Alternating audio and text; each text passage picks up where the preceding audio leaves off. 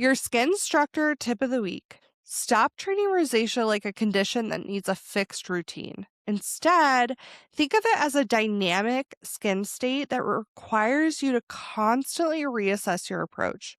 One of the biggest mistakes we see is using the same products regardless of what the skin is doing.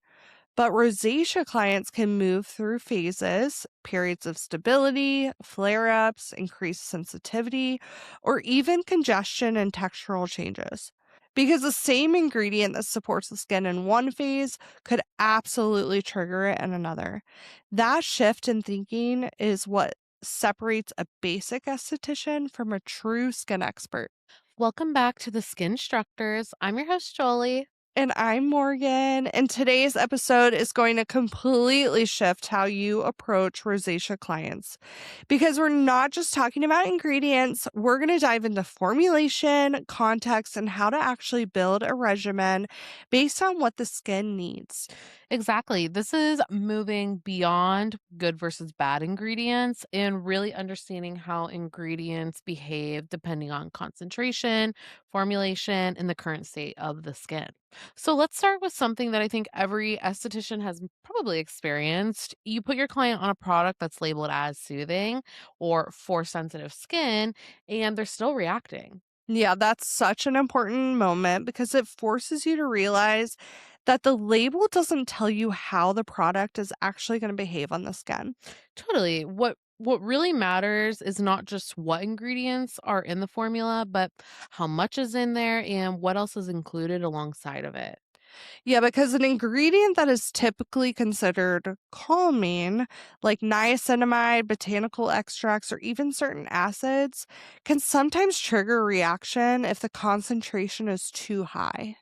Or if it's paired with other ingredients in a formula that increase penetration or disrupts the skin's ability to regulate what's coming in.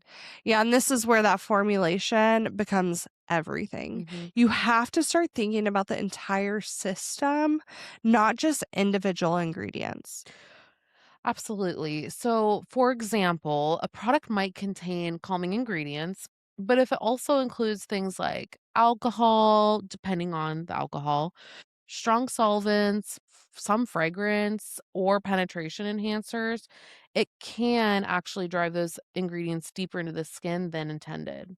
And during periods when the skin is more reactive, like during a rosacea flare or when a client has been using the wrong products, that increased penetration can lead to irritation really quickly.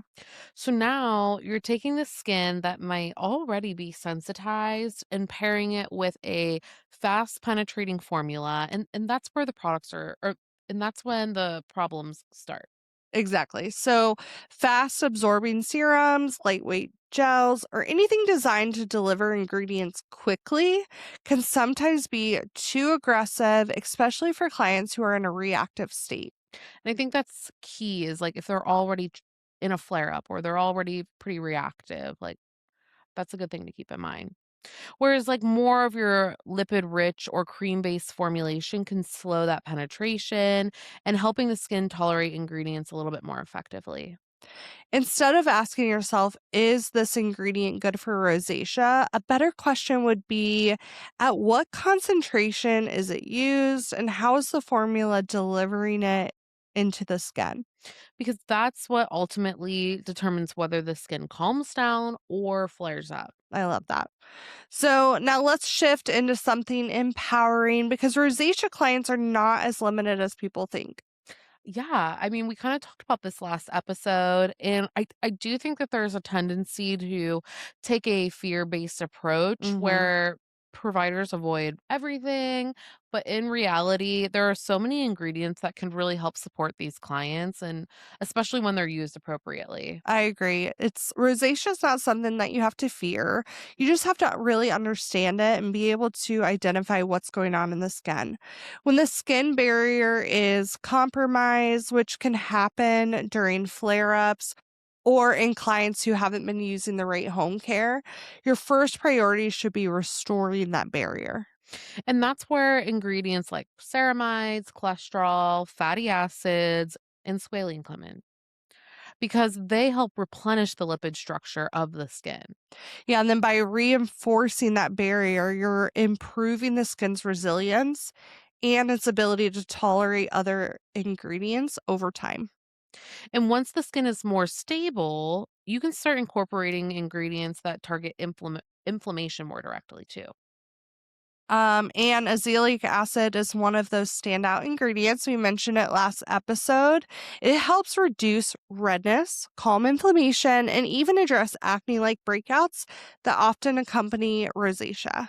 Other supportive ingredients include colloidal oatmeal, Centella asiatica, and properly formulated green tea, all of which help regulate inflammatory responses. Love those ingredients.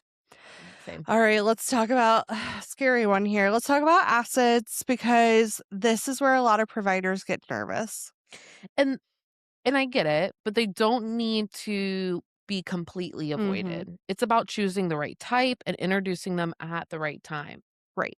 Yep, lactic acid is a really great option because it provides really gentle exfoliation, but also is going to support the hydration in the skin. Yeah. And PHAs like gluconolactone or lactobionic acid are even more gentle due to their larger molecular size, which Mhm. limits how deeply they penetrate. But with that being said, you don't always want to fear things like glycolic acid. Yes, it is a smaller molecule. Yes, it can penetrate deeper, but when it's in the right formula, Mhm. um, it can do really amazing things for the skin. Absolutely. And last episode, like Morgan talked about doing the Zeostimulator peel on her sister, and that peel actually includes things like glycolic, lactic, and citric acid. But it's formulated with soothing ingredients like beta glucan and Sichuan pepper extract to help calm and keep the skin soothed. Yeah, it's amazing. Yeah. No need to fear. You just have to know again when is the right time to use something like this. Yeah. And again, it's not about elimination, it's about strategy. Yeah. So niacinamide is another perfect example of how concentration matters. At lower concentrations, around 2 to 5%, it is very supportive to the barrier and improves hydration and also reduces redness.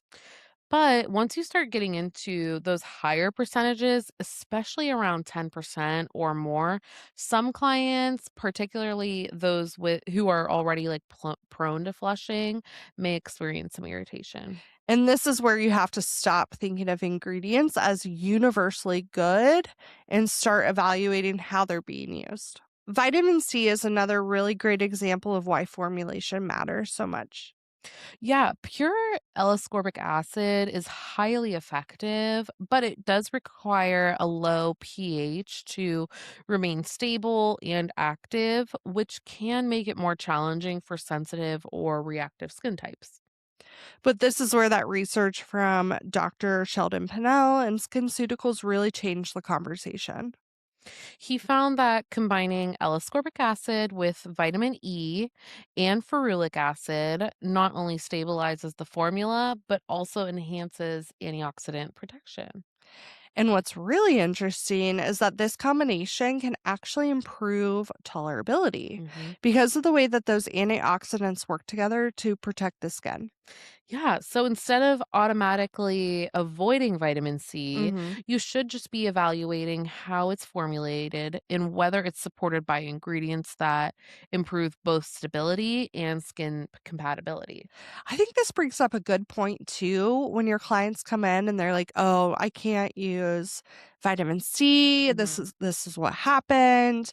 And if you understand the formula and what's included in um the products that you have on your shelf, you can easily explain like why there's differences in what they got at Sephora or wherever they got it. Yeah. I mean, use your resources that you get from your product brand, whether that be your Mhm. rep. A lot of these brands now do webinars online ever since COVID. And that's really what I had to do when it came to my product line. And they're super helpful. So really utilize that information. Absolutely. Retinoids are another category that requires a lot of intention when working with your rosacea clients. And they're not something you introduce when the skin is reactive or inflamed. But once that skin is stable and the barrier is functioning well, they can be introduced in a very controlled and strategic way. Yeah, so that means starting with low concentrations, spacing out your applications, and often buffering with a moisturizer to help reduce potential irritation. Yeah, it's all about timing and then progression, not avoiding the product or the ingredient altogether. Absolutely. Now, let's bring this all together because that is what providers really need to understand how to build a routine based on the goal. You don't need to treat all rosacea clients like delicate flowers. Remember, rosacea is caused by an overproduction of sebum. So, once the barrier is nice and strong, we need to start targeting the redness and the excess sebum. Absolutely. So during that barrier repair phase, if the skin is reactive, compromised, or coming off of a flare, you want to keep things pretty simple. A gentle cleanser, a barrier supporting serum, a lipid rich moisturizer, and an SPF. Very gentle exfoliation like enzymes can help with sloughing off dead skin cells and minimize inflammation too, but nothing super aggressive. Just focus on repairing and strengthening.